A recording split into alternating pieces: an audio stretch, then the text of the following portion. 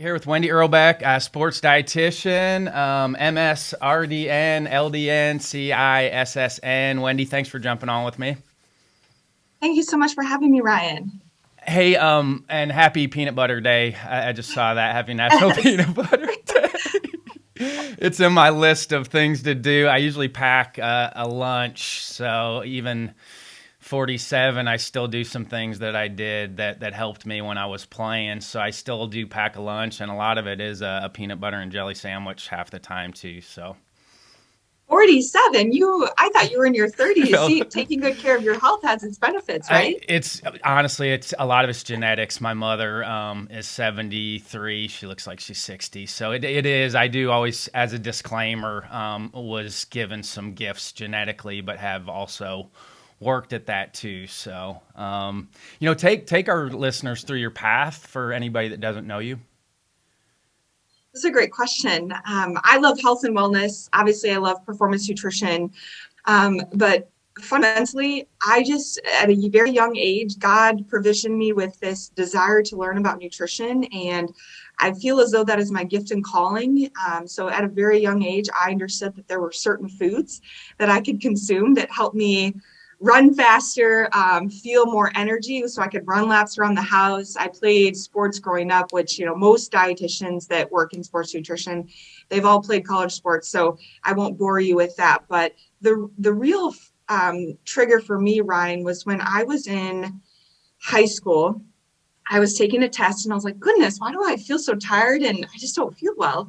And I learned that I didn't eat enough. So I started doing some research, doing the Google searching, if you will, and found that there were certain healthy fats. There were just certain foods that really did help you think and function better. Same thing with water, right? Waking up and drinking water. So for me, it was that academic connection, also the mental health. There were people in my life at a young age as well, that didn't eat the best. And I started to understand that maybe that has something to do with the composition of those foods. So I went on to UW Stout to study dietetics as well as health, wellness, and fitness, did some strength and conditioning stuff, worked as a personal trainer in Minneapolis, Minnesota, went back for my master's to actually become a performance dietitian. I feel like it's really hard to talk about ourselves. So I'm always so focused on other people. It's a long elevator pitch, but I worked at the University of Florida. I worked with our athletes at UW Stout. I gained experience in corporate wellness. All of these experiences led me to becoming a dietitian that I am today. And before I started my own private practice in 2019, I did work with the Dairy Council in Michigan. So I had the great opportunity to do a lot of the performance nutrition education with chocolate milk as a recovery beverage, really educating a lot of adolescent athletes as well as coaches on the benefits of proper fueling, on snacking. So I feel as though that was such a very valuable experience that really helped me, build the platform that I'm at today, in which getting online and kind of, not arguing, but having really great dialogue with some of these people that are in the keto realm, they're in low carb, because right, it's so funny, we laugh about it, but those conversations are so valuable because we have the opportunity to learn from one another and apply that, hey, maybe some of these concepts that they're doing can work for certain athletes, or maybe they're not the best fit, but maybe it can benefit their parents. So I just really love health, wellness, and fitness. So long story short, you can edit some of that out, but No, I just love. we all have common bonds, and I love when people tell their story, and it is hard for those of us to talk about ourselves, and that's I do like going on other people's shows because it does allow me to talk a little bit more about myself, which I don't want to do here. I want the guests to be able to talk about themselves, but you talk about diet culture. Why is that so ingrained? I have a 19-year-old and a 16-year-old, and it just seems like diet culture, fad diets are ingrained in the American culture.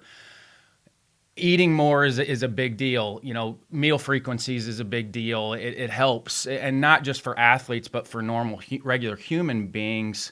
Why is it so ingrained the other way? You just see fad. There's just a new fad. It just seems like there's a new fad diet out there every 5 minutes. Why can't we just get to the point where it's like, okay, if you eat more often, you're going to be fine instead of starving yourself? And just talk about that a little bit.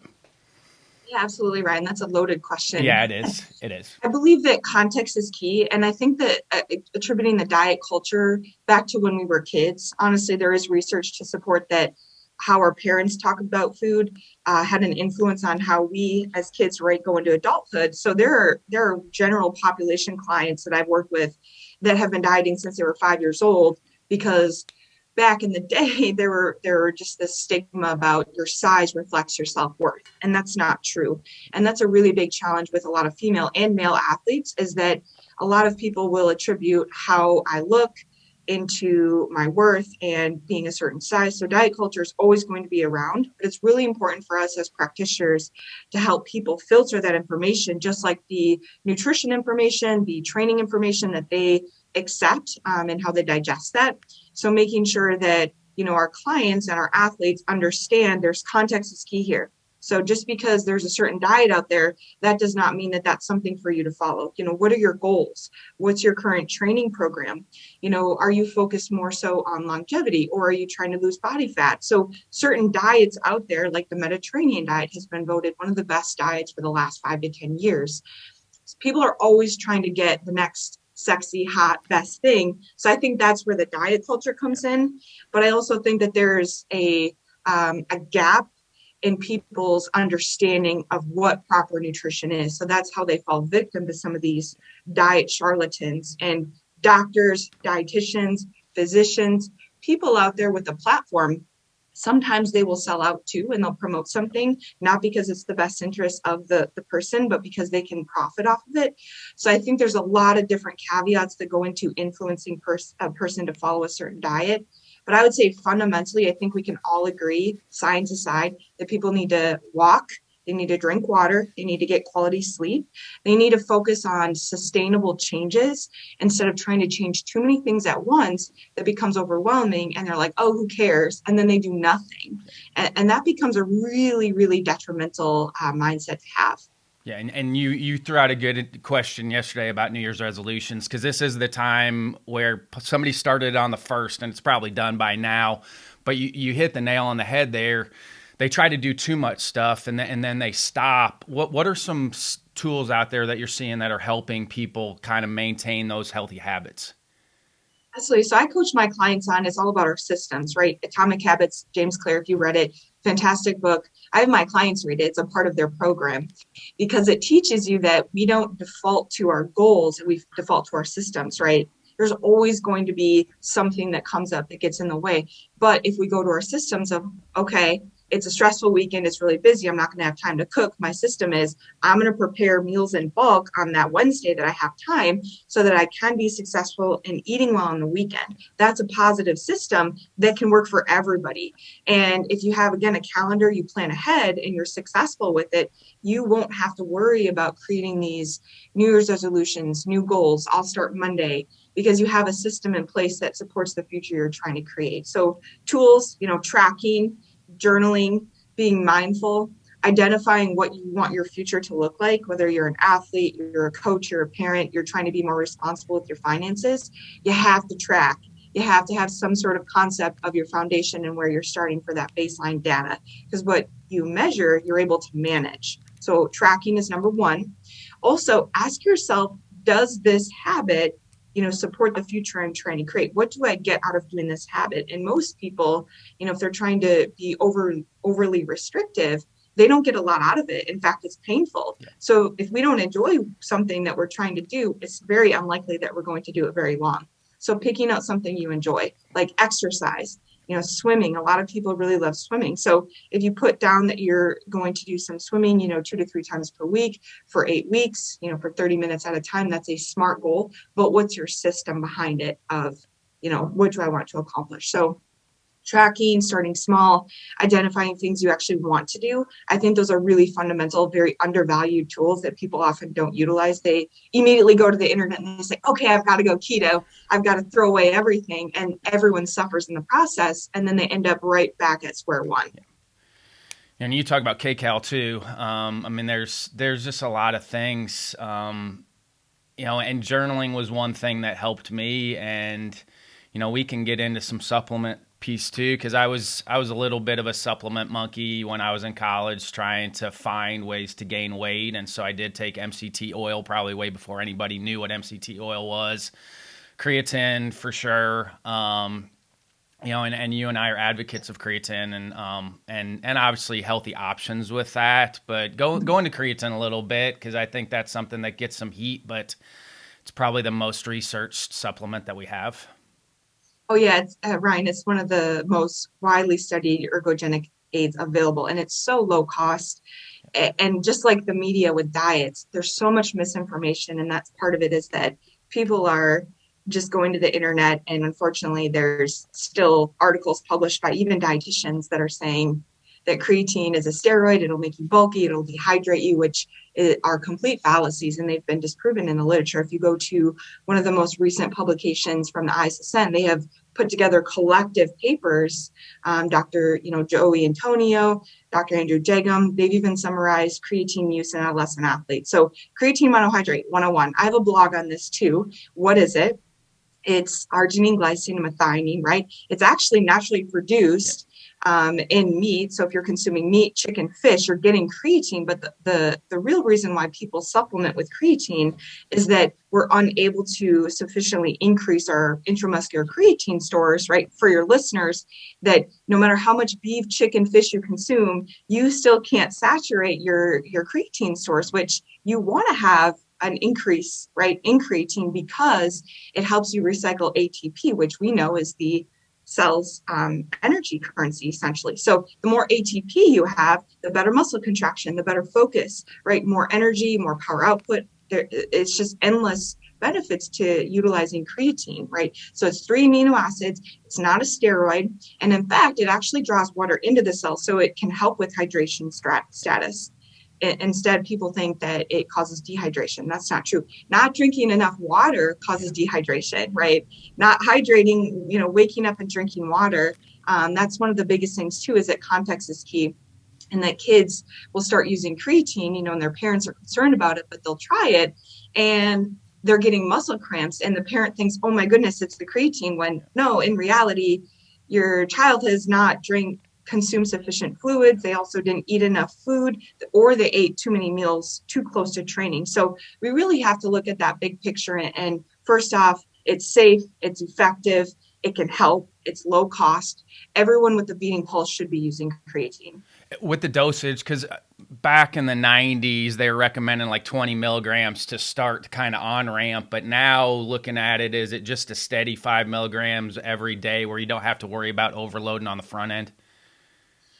Yes, I would say it depends. It depends on who you're working with. Most, for example, high school athletes, they don't need to do any creatine loading. If you wanted to do 10 grams, for 2 weeks, you could, but it'd be better to do 3 to 5 grams post-training with the carbohydrate source, right? It's insulin mediated, and that's sufficient, and it works. So instead of getting, down the rabbit hole, for most folks, they would just benefit from doing that 3 to 5 grams. Yeah. You talk about getting more water. Are you having them maybe set a glass of water by their bed so when they wake up, it's the first thing they see? I mean, I always think about that. It's next to me. Like my Yeti cup is next to me the entire time. Is that one of the tips that you're telling people, is to have it ready so when you get up, it's the first thing you see? So you must have seen my tweet about a year ago. Wake up and drink water. I mean, it is. It's right next to me, so I don't forget. Because if I don't, I'm not going to drink enough water. It has to be with me.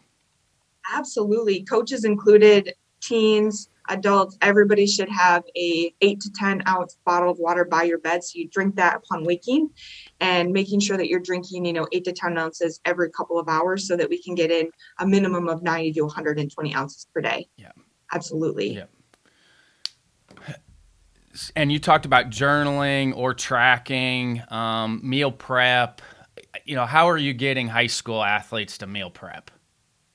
Kids are great. I love working with high school athletes. Let's go back to the water thing real quick. So most of my athletes, they have a hydro flask. So instead of them trying to keep track of ounces, what we do is, this one's 20 ounces, others are 32 ounces. We say by 10 a.m., you need to have one 32 ounce, down, depending upon, again, their body weight. But this is the easiest way for them to remember, okay, 20 ounces by 10 a.m., which is equivalent to their one hydro flask, and then another 20 ounces by 2 p.m., and then another 20 ounces by 5 p.m. So then at the end of the day, that's the easiest way to do it. They set alarms in their cell phone, or they put it on their calendar. A lot of kids right now are doing classes from home at school. or excuse me, doing their schoolwork at home. So they have a calendar on the fridge and they see those check marks and they'll go do a cross off, just like, right, our habit tracking when we cross things off, where, positive reinforcing that habit. And then same thing with the meal prep. Having my kids, honestly, high school athletes, adults, I'm an adult, right? We're stubborn. We don't want to change. Kids are malleable, right? They're receptive to change. So most of them are like, oh, so if I do this, I'm going to be a better athlete. I'm going to be faster, bigger, stronger. And most of my athletes right now are trying to gain weight. So for them, they're literally like, tell me exactly what I need to do. So they've been tracking in MyFitnessPal, and then they provide me access to that so that I can go in and see what they've been eating for breakfast, lunch, and dinner. We can do, an audit of their meals and say, hey, if you're trying to gain 10 pounds, we need to have an increase of about 400 to 600 calories per day. And weight gain is a very daunting goal, right? So we need to be very selective about the foods we're eating around our training, because it has to be sustainable. So doing smoothies, doing a chunky monkey smoothie that I have is about 900 calories, cutting that in half and having that as a supplement in the morning and then in the afternoon, in addition to their other high calorie meals, we can see that consecutively, that week average of, hey, we're getting in that 5,200 calories, which we can now see an increase on the scale. So just doing that journaling and then having them turn those into me. Kids are very compliant. Again, they approach me. So that's assuming they're willing, they're able. And even in my assessment tools, Ryan, that I have them fill out the comprehensive screening form upon us working together, I have questions in there. What is your willingness to change? I refuse to work with anyone that is unwilling to change. They have the ability, right? But I can't help you. Just like you, if you're trying to, have a change in your life, without change, we can't have that change that we desire, right? What about Kids are awesome. What about before bed? Because I see different things. I see, well, you shouldn't eat right before bed, but somebody that's trying to put muscle mass on or gain weight, is it okay to eat before bed? Yes, it is okay to eat before bed. Of course, we have some guidance of the, 45 to 60 minutes before bed. We want to have, some protein and a little bit of carbohydrate. We don't want to exceed, 300 to 400 calories because it can, draw the blood flow to the stomach instead of our extremities, which can disrupt our sleep. But I have athletes right now that are, and some of my endurance athletes are waking up. We have an eating schedule at 3 a.m. that they get up and they consume a little bit of oats and honey. The keto people, that if they listen to this, they would die. But they need those carbohydrates, and those are quick, rapid absorption. So if you have an athlete that's training 2 to 3 times per day, some are right now, and they have a 6 a.m. practice, having that by their bedside, or even just a boost shake that they can sip on, that they're able to go back to sleep and then be able to get up and go into their training session with full glycogen stores, that works for them. So I'm not against eating close to bed. In fact, it can be a great tool to help you be successful, because it is really challenging to get in 5,000 to 6,000 calories in a day with the hours that they're awake. I think blood testing's getting a little bit of play right now to figure. And you talked about you ate foods that made you feel better. Is there a way out there to maybe check and see if these are foods I should be eating or shouldn't be eating? Because I know it's going to be dictated on each person's genetics and their bloodstream. Are you recommending that for anybody? Yeah, to be honest, Ryan, as a dietitian, I would argue most people would benefit from just doing a journal and identifying certain foods that, whether it causes gas, bloating, digestive issues, versus doing a blood test. The only way to truly assess if a food is causing inflammation in the body is a C-reactive protein test. Okay, or you go do a food allergy test. There's so many people out there that are like, I need to avoid this or limit this, and they haven't actually done that blood testing, right? So without that data, how can we definitively say that this food is causing an interaction? So I think for a lot of people, they're like, I need to eat according to my blood type, and I take a step back and I honor that, but no, you really actually just need to focus on getting 7 to 9 hours of sleep, drinking 90 ounces of water, eating fruits and vegetables, consuming more protein, and stop going through the drive-through. Yeah. And I'm not being mean. I'm just being honest. Most people, right, they're just like trying to do all these crazy things when they're not even doing the fundamentals. And if we could just get back to the basics, people could really connect the dots that, hey, it's actually the fact that I'm eating this fried chicken, I'm over consuming carbohydrates, I'm not getting enough protein, I'm not eating enough fruits and vegetables. So it's probable that I'm feeling this gas, bloating, fatigue because I'm not taking care of my body, right? I mean, how have we gotten to that point where it's like either all carbs or all protein, and instead of just moderate everything, and the human body wants balance, wants moderation. Why have we gotten to that point where it's just the extreme of everything rather than just say this has worked for forever with staying in moderation? How have we gotten away from that?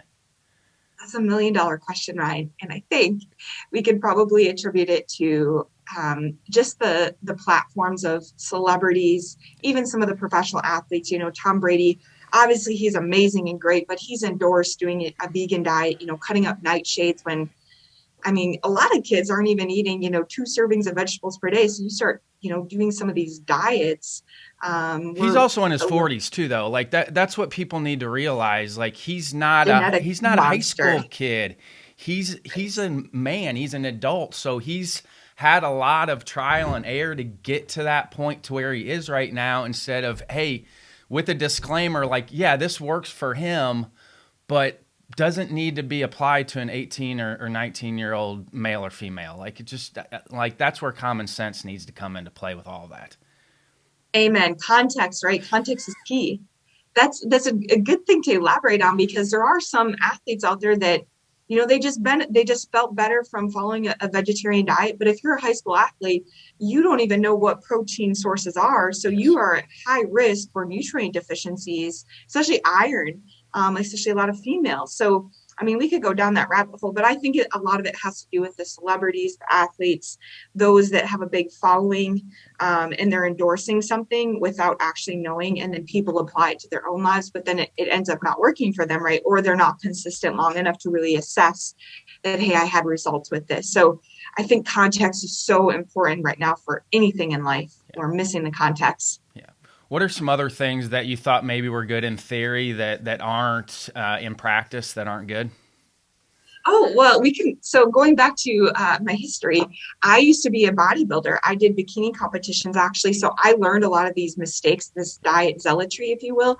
I did the incredibly low carb, the eat nothing but fish and asparagus. And that's allowed me the empathy for some of my clients that are trying to diet. Like, hey, I've been there. I've done it this horrific way years ago, and I had no muscle. I was tired all the time. I was cranky. So I made those mistakes. And that's why I'm so passionate that I was there, but I also can now provide that science and framework for you to be successful. So I think just kind of elaborating on that, there's just a lot of people out there right now. They're like, this works for me, so you need to do it. So as a dietitian, I practice an all-inclusive approach. So I just want to meet the person where they're at. When they fill out that assessment, we can say, hey, this is the budget you have. This is your schedule. These are the resources. This is how you can be successful. Here's a plan and that framework. And I just think that there's a lot of really helpful information out there, but there's also a lot of really unhelpful information that needs to be filtered. And unfollowing people on social media would be a tool I would recommend. I say consider the source all the time. You know, we're predisposed to believing everything that we read or that we see, and so how can I consider the source and be like, okay, that's a valid source or that's a charlatan? How can I differentiate between like what's good information out there and what's misinformation? Great question, Ryan. So I always feel like throwing the challenge flag on Twitter. How do you spot misinformation? Are they selling something? What skin in the game do they have? Like a lot of these, there's dietitians out there too that do it as well. But I always say doctors, some of these doctors are pushing keto because they have published all these books, right? Buy my book, buy my keto plan. What are they selling? Are there claims, right? If we go in the science, are there supportive evidence available to say that this is the best way to eat, or this supplement, is there sufficient evidence to support that this is a good supplement to use? Is it safe, right? Looking at some of the reported adverse effects, which creatine, we can say there's literally zero reported adverse effects. So that's how you can spot some of the misinformation off the bat. Is, are they inclusive? Do they have balanced views as well? I mean, I think that a lot of people are really, how do I say this? They're trustworthy when they're willing to have an open discussion about different ways of eating or supplements, as well as, I just can't say enough about people who are selling their products and they try to sell it to everybody that it's not even applicable to that population. That's also another way to spot, red flags and quackery, just like the pills too, that make these overnight results promises, those, or even in 4 weeks, lose 20 pounds in 30 days. That is a red flag immediately to be tossed out. Oh, goodness gracious. We're getting ready to start in season here for a lot of spring teams. Recommendations here for, game day approach. Should it be the same 7 days a week? Do we need to change on game days? Are there some things to help us perform better on game days? Or is it more about being consistent with what we're doing every day? Yeah, you're 100% Ryan. Excuse me, 100% right, Ryan. It is about being consistent in the days leading up to game day. You never want to try new foods on game day. You want to practice how you play. So I would recommend experimenting with certain foods outside of game day to identify what works well for you. And I would recommend, anyone out there right now, as we're getting into, baseball season specifically, I have this 4-2-1 rule, right? Where 4 hours out, you have your main meal, 2 hours out, it's a nibble, and then 1 hour out, it's a sip. So practicing that on a practice day so that you have sufficient time to identify these are the foods that work well for me in this quantity at this time. And I know that that's a good food. It doesn't cause any GI distress or upset. It made me feel good. I slept well. I recovered well. I had high energy. You never want to try anything new on game day. I cannot say that enough because there's a lot of coaches and parents out there that are like, hey, we have a tournament this weekend. What should I eat? And I'm like, no.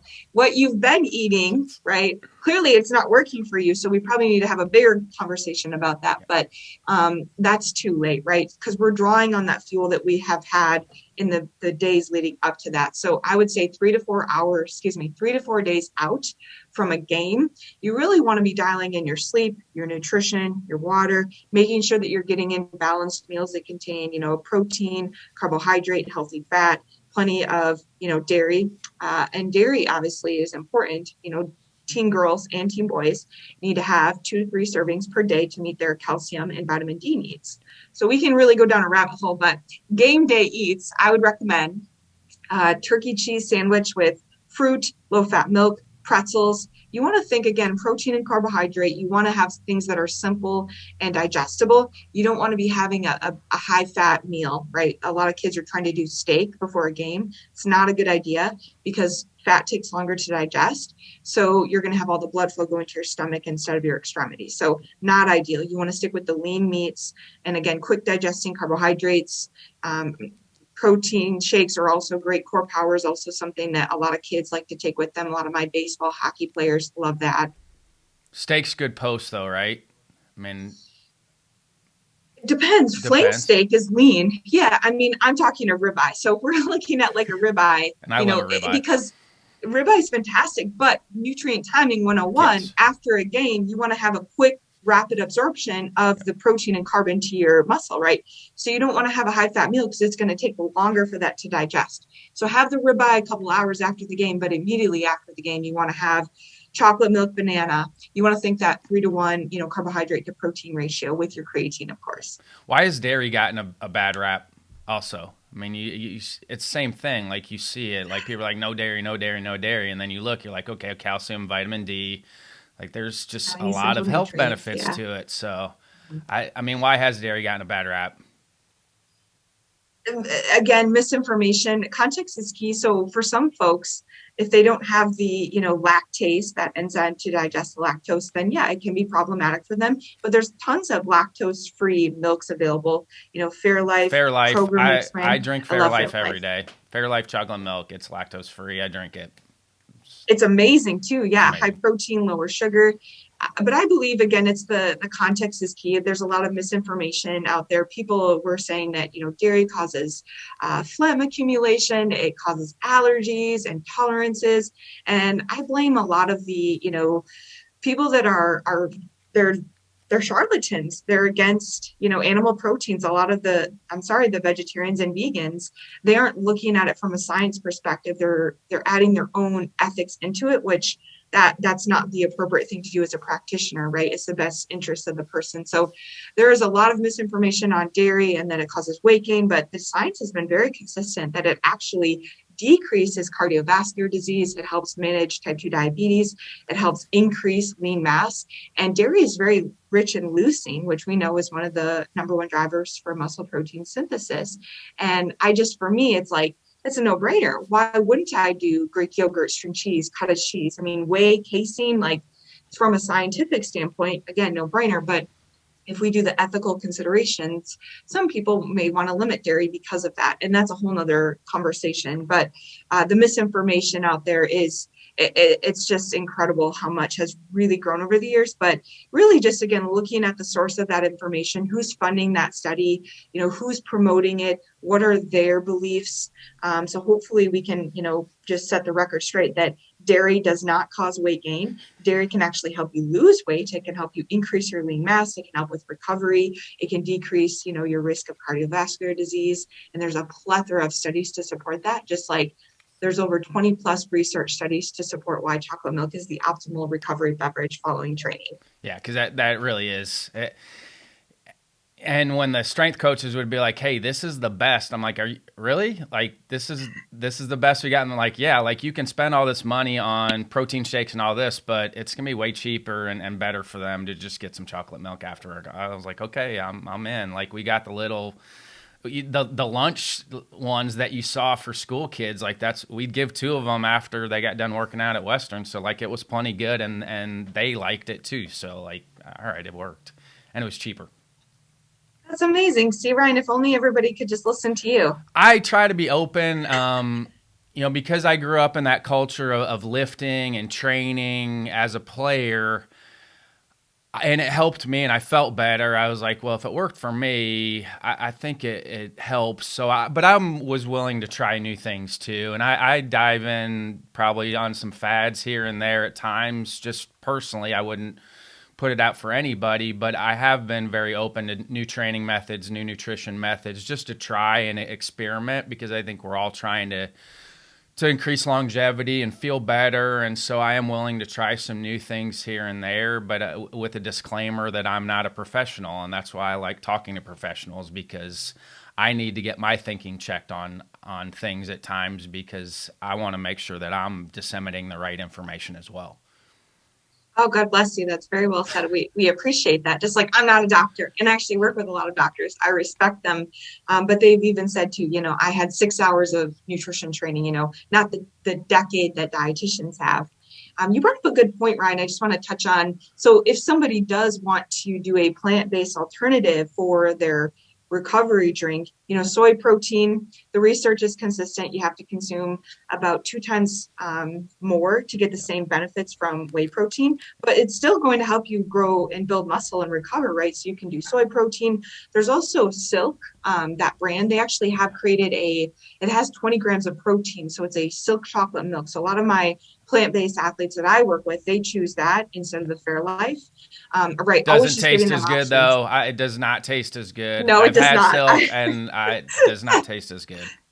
I completely agree with you 100%, but it's not about what we like, right? It's about what they like. And I'd rather them do that than, do nothing. And they can mix well, right, with, fruits and vegetables. You throw some spinach, you throw some pineapple in there, which also decreases muscle soreness. I mean, the tart cherries, some of these things that are great nutritional tools and strategies to help these kids get more carbohydrates in, to also get in more antioxidants, to decrease muscle soreness, facilitate that recovery process. And we're in a pandemic still. I mean, we'll probably always be in one, but helping them with immune health, right? Eating for injury prevention is always, again, my number one priority outside of, eating for game day, because we've got to think about that, right? Top of mind is how can we keep these kids healthy and how can we support their fun in the process? What about vitamin D supplement? I love vitamin D. I take it every day. I mean, I do feel like I eat right, but my daughter has an autoimmune disorder, so she takes vitamin D every day, a massive dose. Can you take too much vitamin D? I think that's one of the things out there that people have questions about, that you hear, well, you can take too much, and then you hear people say, well, you can't take enough. So, I mean, what is it with vitamin D? I know with vitamin E and some of those, you probably shouldn't take over the recommended daily dose, but with vitamin D, are you okay to take too much? Or Context is key. It depends. Full yes. disclaimer. So I did my master's focus on vitamin D and muscle cell receptor function. So I spent a lot of time in the research and science. And what I found was there was actually few reported overdose of vitamin D or vitamin D intoxication. So it's very difficult for people to reach very high levels of vitamin D. Again, very few reported cases. And we're even talking cancer patients that were actually supplementing with 10,000 IUs per day. So we know statistic wise, over 2/3 of the world's population is vitamin D deficient. A lot of athletes I work with are not getting in enough vitamin D. And again, it's found in trace amounts in our food. So safe to say, most people would benefit from supplementing with more vitamin D than not. So starting, again, asking your doctor first and foremost, as always, Yep. if test, don't guess, go get your vitamin D levels tested so that you have that baseline data so that we can say safely here, okay, if you are insufficient, we can supplement with 2,000 to 5,000 IUs per day to get those vitamin D levels back in check. But even the athletes, when I was at the University of Florida, again, sunshine, they're outside playing, performing, they're eating quite well. They were still vitamin D deficient. So we were supplementing with 5,000 IUs per day. So people that are at a higher need for more vitamin D are those that are overweight, actually, right? Because they have greater needs. Those that don't see the sun, autoimmune concerns, of course, right? A compromised immune system, and also those that have GI distress too. So people really, really need to just understand, again, context is key, but the general population, without going and getting tested, if you don't want to, I do recommend testing. You can safely, add in 5,000 IUs during the winter months and make sure that you consume it with the fat source because it is fat soluble. You will get a stomach ache if you just try to consume vitamin D without food. Plus, you won't absorb it, so there's no benefits to not eating, peanut butter, an egg, avocado, something like that. Do you have a fail forward moment? Everybody has to answer this question. Do you have something that you thought was going to sidetrack you, but looking back now was one of the best things that happened to you? Oh my word, that's a great question.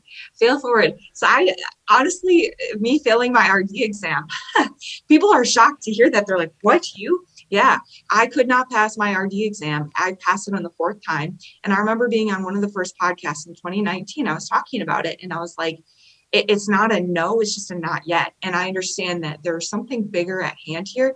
I mean, I was projected to not have any issues with that by all my predecessors and my mentors. They're like, I don't understand. And I said, neither do I. So I spent a lot of time in God's word and a lot of time on my knees praying. And I didn't have the best relationship with God at that time. So for me, that fail forward moment was trusting God and understanding that I am not in control of my destiny and that He is. So I had to fail that test repetitively, missing it by 1 point every time.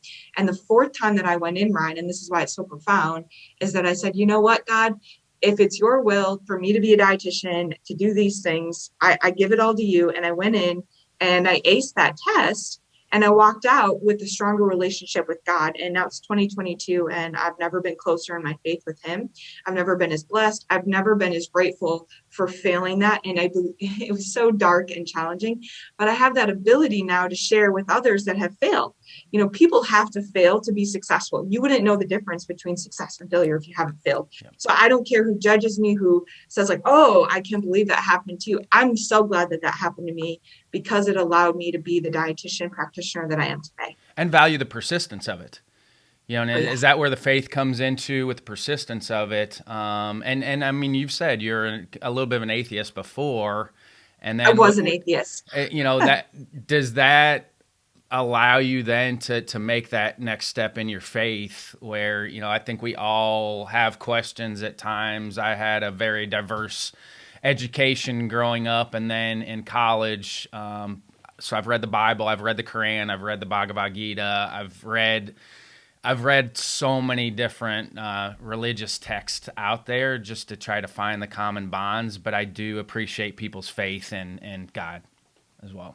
Thank you for sharing that, Ryan. And to your point, yes, actually. So this is biblical too, that it doesn't matter how hard we work. It doesn't matter how many accolades we acquire, what we achieve, right?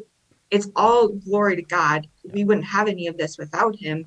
But that moment of failing, again, I understood that it doesn't matter how hard I work, how smart I am, what I do, God is in control, and he humbled me, and he will humble anyone who believes that I'm going to earn this by my own merit. No way. Again, I was destined to have to rely upon God for that moment, just like anything else, right?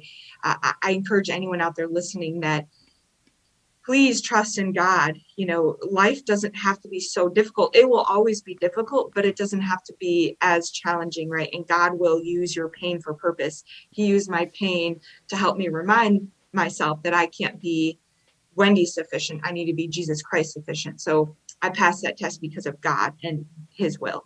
Yeah, Thich Nhat Hanh just passed away. He's a Zen master. He's 95 years old, but that's a little bit of a Zen Buddhist thing, is that life comes with struggle. You know, it's just that there needs to be an expectation that on your journey there is going to be struggle, and you just take that as it comes. Like, that's just part of being human and being on your path, is that you're going to have struggles at times. And I think the more resilient people out there understand that life comes with struggles, and that's just what you sign up for as a human. There's going to be struggles, and so just take each day as it comes with that piece, and just assume that there are going to be some struggles along the way.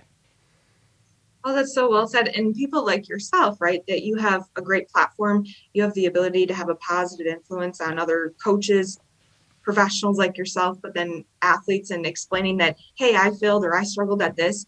It allows you to be on their level too, right? So then they understand, like, it's okay to fail. It's not okay to quit, Yep. but it's part of the process. I love what you said. That's very motivating. Well, and you came from the weightlifting bodybuilding culture, which to me was insane. You know, our strength coach at Evansville was in that world, so we did some crazy stuff. So I just talk about, like, one, how you got into that, and then, I mean, for me, that culture is crazy with the bodybuilding culture. It's crazy. Absolutely. So I played college softball. I just love competing. I love being an athlete. I love lifting. I love training. I just love the discipline, that resiliency. My father taught me that at a very young age, and I am very competitive. So once I got done with college softball, I was a personal trainer through college, and I started being around some of these people in the gym that were older than me, and I wanted to keep up with them. And they're like, well, I'm doing this bodybuilding show. And I'm like, well, that kind of goes against what I'm learning in dietitian school. But hey, I'm not ignorant. I've always prided myself on being open to new concepts and ideas. So I was like, well, I will give this the good old college try, and signed up and competed in my first show in 2014. And how I trained for that was basically the same mindset, like discipline. And for me, the diet wasn't hard because I loved that. I thrived on that, it's like the more ridiculous it was, the more fun it was for people like me, which is like a double-edged sword, right? So doing fish and asparagus, doing nothing but protein and vegetables, I got very, very skinny. I wasn't lean. I didn't have a lot of muscle because I wasn't lifting consistently enough. Before that, I was running a lot. I was doing, I call them junk miles. So I started doing the lifting, after actually the shows. But let me back up. So competed in 2014. Placed fifth, thought it was awesome, damaged my relationship with food, as in I was scared to eat even sweet potatoes for a time being. And that was, about a year. And then I thought, well, I might as well do another show. So competed again in 2015 during my master's, and learned that it just wasn't the same. I didn't enjoy it. I hated it. It was awful. And I had no energy, and I lost my muscle. I was just skinny, and decided that, what? It's time to rewire my brain. It's time to learn from my mistakes. And I'm going to be a dietitian. I am going to be somebody who, needs to be a positive influence. It's time to do it the science-based way. So that's where I really got into, the data-driven practitioner that I am today, and understanding that you have to eat protein and carbohydrates in order to build lean mass and also decrease your body fat. So again, it's all about calories, but understanding the appropriate calories and the right timing and dosage. So I walked away from that bodybuilding world in 2015 after my second show because I didn't place. I didn't have a great time, and I just wanted to start lifting and being consistent. So that carried on, and over the course of, the last 5 to 6 years, I do a lot of consistent lifting, Ryan, 20 to 30 minute weightlifting sessions, nothing crazy. Mine too. And yeah, and I have more lean mass and a healthier body composition than when I was training for hours a week, just destroying my body, not taking good care of it nutritionally. So anyone out there, again, it takes time. You have to be consistent. Another flag for the quackery is if some of these coaches out there are promising that you're going to gain 20 pounds of lean mass in 8 weeks, don't buy into that garbage. It's nonsense. It takes a lot of time to build lean mass, especially if you're a female. That's where you should be taking creatine. But you have to go and be very methodical about your approach with anything that you do, and that it takes time. The best things in life that are worth having are earned, and they take consistent time. So I know you can attribute your success to this too, that you made a lot of dumb choices, but you got to learn from them and say, I don't want Johnny to do that. I don't want him to make that mistake. So I'm going to help him and I'm going to guide him. But I would never go back to that world, the bodybuilding world. I don't frown upon it. There's a lot of really talented athletes in there. But then there's also a lot of people that aren't looking at the long-term effects of their choices and decisions. Starving your body, females aren't meant to be such a low body fat. And I was there. I mean, 7-8%, that's very lean. But it's not long-term success, right? You can't continue to eat that way. And that's the best way to approach any diet is, can I eat this way long-term? Is this sustainable? Because if you aren't going into it with a sustainable approach, your results won't be sustainable. Sorry, that got very tangential. Hey, you talked about rewiring your brain, and Mhm. how did you rewire to maybe make some more positive choices than what you were doing? Great question. I believe it's just like having a Christian faith. God, if I continue down this path, is it going to lead to the outcome that I want? And for me, that was a no-brainer. Like, of course not. I'm going to go, if I continue down this path, I'm going to be injured, low energy. Professionally, I'm probably not going to excel in the ways I want to. So it was the best decision to take a step back and say, let's do some research here. Let's evaluate the pros and cons, just like I ask anyone to do that's ready to make a change in their life. What are the pros of continuing on this way? And what are the cons? When people can typically identify, if I keep eating this way, I'm going to develop diabetes. I'm going to get sick. I'm not going to live very long. It's a no-brainer. I've got to make a change or die. That's basically the point I was at. And I'm not saying, death physically, but spiritually as well. When you don't feel good every single day and you're exhausted, it is change or die at that point. And sometimes people need that fire under their butt to make that change. Yeah, I think that's what the better ones do out there is they allow their athletes to have more self-awareness. I know it's very hard to become more self-aware, but I think that's where change comes into play is when you can self-evaluate. I think it's a very high level skill to be able to self-evaluate, and those that can do that. But you got to take some steps to get to that self-evaluation process also. Would you agree, Ryan? I think for most people, right, like when they're auditing, is this working well for me? Like measure your success. Like, if you're not measuring your success, it's problem number one. How are you progressing? So I think for a lot of people, they don't know what they don't know. So until they hit some sort of rock bottom of like, I'm not supposed to feel like trash all the time, or why am I gaining weight when I should be losing weight?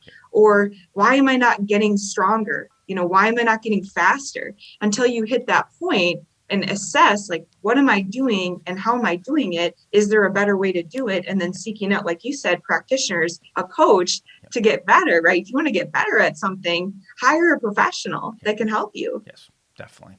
All right, I know you're busy. What are some final thoughts or fill in some gaps on anything that we missed before you hustle off to your next meeting? Eat the rainbow. A colorful plate is a healthy plate. Power up with protein and produce. Carbohydrates are best consumed around your training sessions. Drink water, wake up and drink water, sleep, keep your faith in the Lord right now. I can't say that enough. We can work on all these really amazing goals, health, wellness, performance, but someday we're all going to go to heaven and that's going to be really amazing. So be prepared. God's coming. And I really can't wait for that day. Thank you for having me, Ryan. It's been so fun speaking with you. This went too fast. Went way too fast. We'll have to retouch on another time here. We'll have to have you back. So, Wendy, I really appreciate it. It's awesome. Thank you, Ryan. You have a blessed day and take good care.